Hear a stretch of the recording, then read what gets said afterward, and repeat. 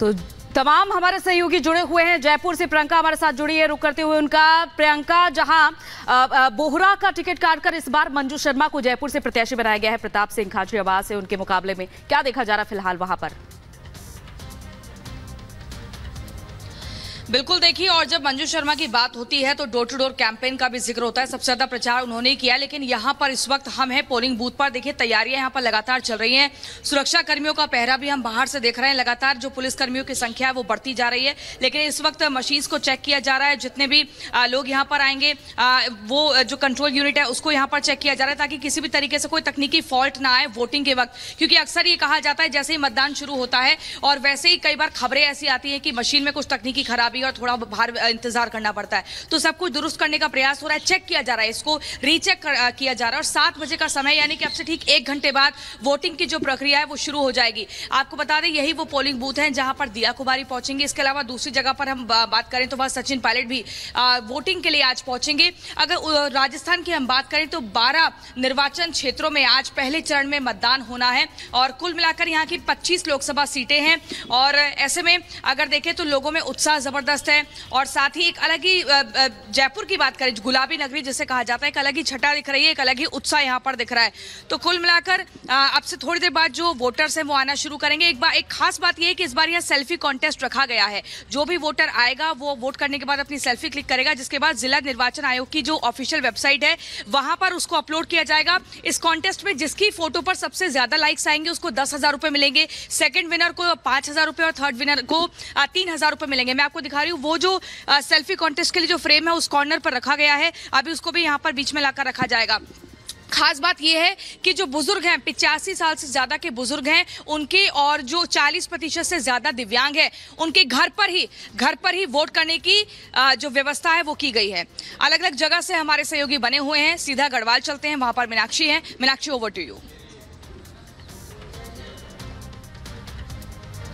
बिल्कुल प्रियंका, और देखिए मेरी मौजूदगी उस जगह है जहां पर अनिल बलूनी ठहरे हुए हैं। अगर हम यहां की बात करें, गढ़वाल सीट तो पहले 1951 के चुनाव तक गढ़वाल का मुरादाबाद डिस्ट्रिक्ट के नाम से ये सीट जानी जाती थी, लेकिन 1957 के बाद जब ये सीट अस्तित्व में आती है तो गढ़वाल सीट बन जाती है। 37 वर्षों तक कांग्रेस का यहाँ पर इतिहास हम देख सकते हैं और उसके बाद किस तरीके से बदलाव होते गए। 90 के दशक की अगर हम बात करें तो 90 के दशक में बीजेपी ने यहाँ पर अपनी जीत सुनिश्चित की और 2014 में बीसी खंडूरी, जो कि लगभग 5 बार यहाँ से सांसद रहे, उसके बाद 2014 के बाद 2019 में यहाँ से टिकट बदला जाता है, तीरथ सिंह रावत को दिया जाता है। और अब माना यह जा रहा था कि यहां सीट से कई दावेदार हैं, लेकिन अनिल बलूनी का नाम लिस्ट में सबसे आगे चल रहा था और इस तरीके से अनिल बलूनी अब यहां से खड़े हैं। लेकिन अगर हम यहां के मुकाबले की बात करते हैं तो दूसरी तरफ गणेश गोदयाल भी खड़े हुए। गणेश गोदयाल क्योंकि उत्तराखंड का विधानसभा चुनाव मात्र 587 वोटों से हारे थे और ऐसे में संभावना यह जताई जा रही है कि कहीं ना कहीं फ्लोटिंग वोटर्स के साथ साथ सहानुभूति वोटर्स भी उनके लिए बड़ा फैक्टर बन सकते हैं। यहाँ के लोगों का साफ तौर पर यह कहना है कि यहाँ सीट से टफ फाइट तो देखने को मिल रही है, लेकिन मुश्किल फाइट बीजेपी के लिए नहीं है। बीजेपी ने जिस तरीके से क्लीन स्वीप 2014 में किया था, 2019 में किया था और इसी तरीके से इस बार भी क्लीन स्वीप करेगी। क्योंकि अगर सीटों की बात करते हैं, फिर अल्मोड़ा से बात करें, अजय टम्टा वहां से खड़े हुए हैं, या फिर हम नैनीताल उधम सिंह नगर से बात करें, अजय भट्ट वहां से खड़े हुए, और इसी तरीके बिल्कुल मीनाक्षी, गढ़वाल के रण में इस बार अनिल बलूनी के लिए कितनी मुश्किलें हैं, कितनी चुनौतियां हैं, इसका दामोदार अब पूरी तरह से जनता के पास है। फिलहाल आप सभी का बहुत बहुत शुक्रिया। लगातार आपसे पूरा दिन आज चुनाव को लेकर अपडेट्स लेते रहेंगे, आगे बढ़ेंगे। और बड़ी खबर अपने दर्शकों को बता दें, दरअसल लोकसभा चुनाव के लिए प्रचार करेंगे पीएम। आज यूपी, एमपी, महाराष्ट्र में पीएम की रैली है। अमरोहा, दमोह, वर्धा में प्रधानमंत्री नरेंद्र मोदी मेगा रैली करने वाले हैं। तो मेगा रैली पर सबकी नजरें टिकी हुई हैं। प्रधानमंत्री नरेंद्र मोदी आज तमाम राज्यों में प्रचार करते हुए आपको नजर आएंगे, जिनमें उत्तर प्रदेश, मध्य प्रदेश और महाराष्ट्र शामिल है। अमरोहा में प्रचार करेंगे प्रधानमंत्री नरेंद्र मोदी।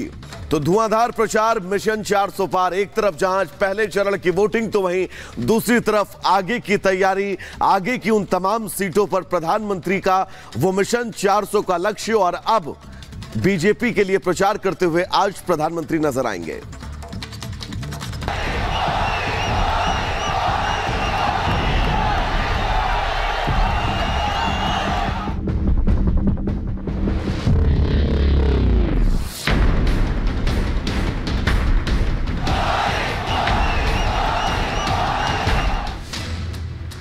मोदी की दहाड़, ताबड़तोड़ प्रचार, आज पूरा देश कह रहा है, तीसरी बार 4 जून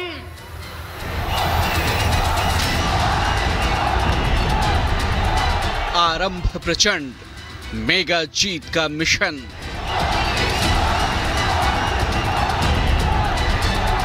महाराष्ट्र, एमपी, यूपी में आज मोदी मोदी। मिशन 400 पार के संकल्प की सिद्धि के लिए पीएम मोदी जी जान से जुटे हैं। एक तरफ देश में 21 राज्यों की 102 लोकसभा सीटों के लिए आज मतदान है, तो वहीं पीएम मोदी अगले चरण के लोकसभा क्षेत्रों में प्रचार को धार देने में जुटे हैं। आज पीएम मोदी उत्तर प्रदेश, मध्य प्रदेश और महाराष्ट्र में रैली करेंगे। अमरोहा, दमोह और वर्धा में पीएम मोदी का मेगा प्रचार है। सुबह 10 बजे अमरोहा में पीएम की रैली होगी। सीएम योगी भी पीएम मोदी के साथ मंच साझा करेंगे। दोपहर 2 बजे मध्य प्रदेश के दमोह में पीएम मोदी की रैली होनी है। दमोह की 8 विधानसभा सीटों पर इसका असर होना तय है। इसके बाद शाम 5 बजे महाराष्ट्र के वर्धा में पीएम मोदी प्रचार करेंगे। पीएम मोदी लगातार विपक्ष पर करारा सियासी प्रहार कर रहे हैं और पीएम के पलटवार के बाद विपक्ष की मानो बोलती बंद है। वो कांग्रेस जिसने बाबा साहब के जीते जी उन्हें चुनाव हरवाया, जिसने बाबा साहब को भारत रत्न नहीं मिलने दिया, जो वो कांग्रेस जिसने देश में आपातकाल लगाकर संविधान को खत्म करने की कोशिश की, आज वो मोदी को गाली देने के लिए संविधान के नाम पर झूठ की आड़ ले रही है। यूपी में लगातार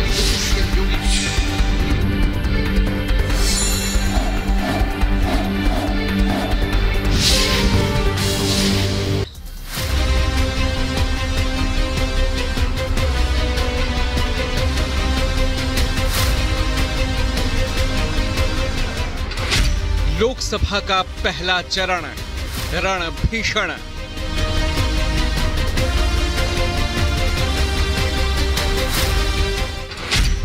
इक्कीस राज्यों की 102 सीटों पर मुकाबला।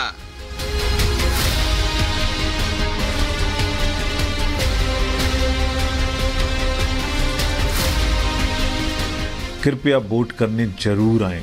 ये हमारा अनुरोध है, अपील है, आपसे विनती है। 8 केंद्रीय मंत्रियों का सियासी इम्तिहान।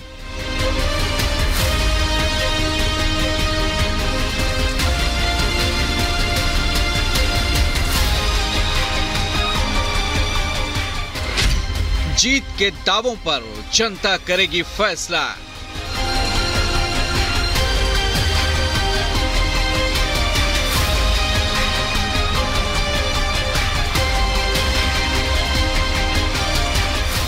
लोकतंत्र के महापर्व में लोकसभा चुनाव की आज पहली अग्नि परीक्षा है। लोकसभा चुनाव के पहले चरण का आज मतदान है। 21 राज्य और केंद्र शासित प्रदेशों की 102 सीटों पर दिग्गजों के बीच मुकाबला है और उम्मीदवारों की किस्मत का फैसला आज ईवीएम में कैद हो जाएगा। सुबह 7 बजे से शाम 5 बजे तक मतदान में 1625 उम्मीदवार चुनावी मैदान में हैं। इनमें 8 केंद्रीय मंत्रियों की प्रतिष्ठा दांव पर लगी है। 2 पूर्व सीएम और 1 पूर्व राज्यपाल भी चुनावी मैदान में हैं। 16 करोड़ 63 लाख से ज्यादा मतदाता आज मतदान करेंगे, तो वहीं वोटिंग के लिए 1,87,000 मतदान केंद्र तैयार किए गए हैं। प्रत्येक मतदान केंद्र को ग्राउंड फ्लोर पर बनाया है। मतदान केंद्रों पर पीने के लिए पानी, शौचालय, shed, ramp, wheelchair, help desk और वॉलंटियर्स प्रोवाइड किए हैं। हमने आपके निवास पर मतदाता सूचना पर्चियां भी पहुंचाई हैं। कृपया वोट करने जरूर आएं। ये हमारा अनुरोध है, अपील है, आपसे विनती है। आज पहले चरण में तमिलनाडु की सभी 39 सीटों पर, राजस्थान की 12, उत्तर प्रदेश की 8, मध्य प्रदेश की 6, महाराष्ट्र की 5, उत्तराखंड की 5, बिहार की 4, असम की 4, पश्चिम बंगाल की 3, मणिपुर की 2, मेघालय की 2, छत्तीसगढ़, मिजोरम, त्रिपुरा, जम्मू कश्मीर, लक्षद्वीप, पुडुचेरी और अंडमान निकोबार की एक-एक सीटों पर मतदान होगा। चुनाव आयोग ने मतदान को सफल बनाने के लिए बेहद खास इंतजाम किए हैं। चुनाव आयोग ने इसके लिए सुरक्षा के कड़े इंतजाम किए हैं। पर्याप्त सुरक्षा बलों की तैनाती की गई है। 50% से ज्यादा केंद्रों पर वेबकास्टिंग के भी इंतजाम हैं। 361 पर्यवेक्षकों की भी तैनाती की गई है। बुजुर्ग और दिव्यांगों के लिए मतदान केंद्रों पर विशेष इंतजाम हैं।